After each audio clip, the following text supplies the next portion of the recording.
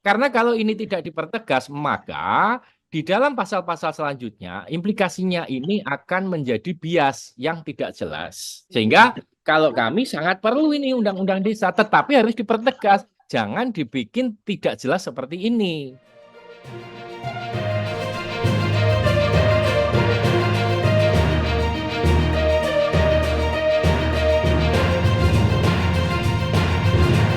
Ye, apa nih? Jadi begini, memang menarik ya bicara bicara desa ini, karena belum selesai-selesai. Artinya menyamakan satu eh, konsep yang menjadi satu konstruksi untuk sistem ketatanegaraan yang ada di negara kita.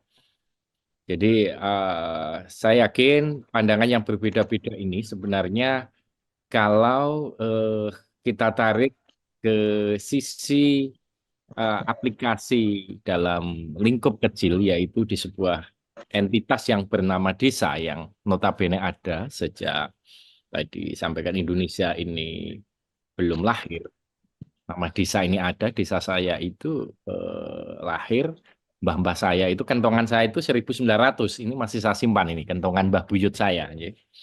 Artinya nama desa itu sudah ada memang jauh sebelum Indonesia lahir. Nah, sehingga begini, Prof. Sederhananya adalah karena Indonesia ini ada sebelum Indonesia lahir, maka waktu itu saya dan teman-teman, kami dan teman-teman penggiat desa dalam hal ini, karena saya menjadi kepala desa itu mulai tahun 2007. Sehingga Waduh, udah sekian tahun ya. Udah berapa tahun nih? lumayan, Prof. Jadi Waduh. makanya dulu itu Hmm. bersama-sama dengan teman-teman membicarakan ini, menginisiasi bagaimana sih desa ini menjadi sebuah entitas yang betul-betul berdaulat. Kurang lebih seperti itu. Karena selama ini mulai kakek saya, mbah-mbah saya, bapak saya yang notabene di desa menjadi kades, itu hanya menjadi pelengkap penderita, begitulah lebih. Artinya dahulu itu pembangunan itu kalau sampai merata di desa itu memang merupakan kenaifan ya, sangat sangat kita mimpi berpikir itu, sehingga kita katakan bagaimana desa itu bisa berdaulat. Sehingga waktu itu kita mesti harus punya undang-undang sendiri, kurang lebih seperti itu. Sehingga dengan teman-teman dulu mendorong baik melalui eh, apa kajian-kajian akademis, kemudian sampai kita demo yang saat itu ya berdarah-darah lah teman-teman memperjuangkan lahirnya undang-undang desa ini juga tidak mudah dan kalau menurut kami boleh dikatakan ini bayi yang tidak kepengen dilahirkan sebenarnya, Prof. Kalau kalau ini dari pandangan saya ya, tidak pengen dilahirkan karena tadi dikatakan bahwa memang dorongan kita tidak lepas dorongan politis, baik politik pemerintahan maupun politik praktis ya. Nah, ini yang menjadi satu hal yang tidak bisa kita tinggalkan bahwa keputusan di sistem pemerintahan adalah kita menggunakan politik. Nah, dari sisi itu, maka kami melihat dari sejarah dulu pengakuan desa. Jadi kita lihat sejak Indonesia merdeka, kemudian kita putus di saat pengaturan di Undang-Undang 5 tahun 79. Ini kan posisi desa ini menjadi pelengkap penderita saja, menjadi merek saja gitu kan. Sampai di Undang-Undang 32 2000 Undang-Undang 32 2004. Nah, tatkala saya menggunakan Undang-Undang 32 itu juga kita nggak bisa apa-apa. Saat itu ditempeli yang namanya program PNPM, Prof. Program PNPM. Dengan ada program PNPM ini sedikit banyak desa diberikan satu mandat, ada anggaran, ternyata itu sangat luar biasa. Value-nya bagus.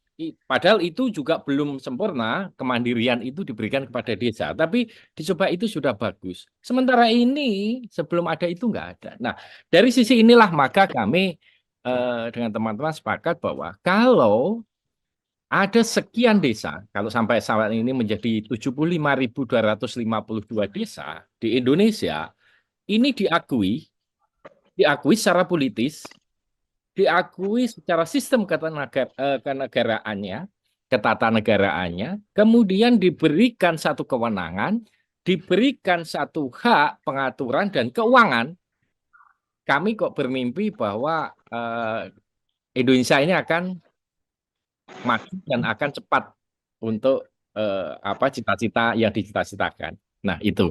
Dengan saat ini, kondisi ini masih saat ini nggak jelas. Sepakat, kami nggak jelas, Pak. Sehingga ketidakjelasan undang-undang desa ini pada titik status bahwa benar yang dikatakan oleh Prof. Bani, desa ini pada posisi apa dalam sistem ketatanegaraan? Apakah menggunakan dengan dasar pengaturan pemerintahan itu di pasal 18 Undang-Undang Dasar 1945, apakah itu di pasal 18B ayat 1 itu atau di pengaturan di pasal 18B. Nah, ini yang mesti harus kita perjelas dulu. Apakah kita menjadi bagian dari pemerintah, yaitu pemerintah pusat, daerah tingkat 1, tingkat 2, dan kita masuk menjadi tingkat 3. Ataukah kita di 18B ayat 2, yaitu di situ dijelaskan bahwa pengakuan negara terhadap adat istiadat budaya yang ada sebelum Indonesia lahir. Nah, ini yang sampai saat ini menurut kami ini belum tegas. Nah, kami sepakat dengan Prof. Helmi dalam pandangan mungkin kalau tidak salah pandangannya adalah seperti ini. Sehingga kami meminta kepada pemerintah mendorong saat ini untuk revisi ini adalah mempertegas posisi ini dulu. Karena kalau ini tidak dipertegas, maka di dalam pasal-pasal selanjutnya implikasinya ini akan menjadi bias yang tidak jelas. Itu menurut saya dari sisi kepentingan undang-undang desa adalah di situ, Pak Ade. Sehingga kalau kami sangat perlu ini undang-undang desa, tetapi harus dipertegas, jangan dibikin tidak jelas seperti ini. Nah, ini yang menjadi catatan penting perlunya adanya. Artinya undang-undang desanya yang nggak jelas atau sebenarnya peraturan turunannya nggak jelas, Mas? Kalau saya lebih menyoroti dari awal adalah di undang-undangnya dulu, Adik.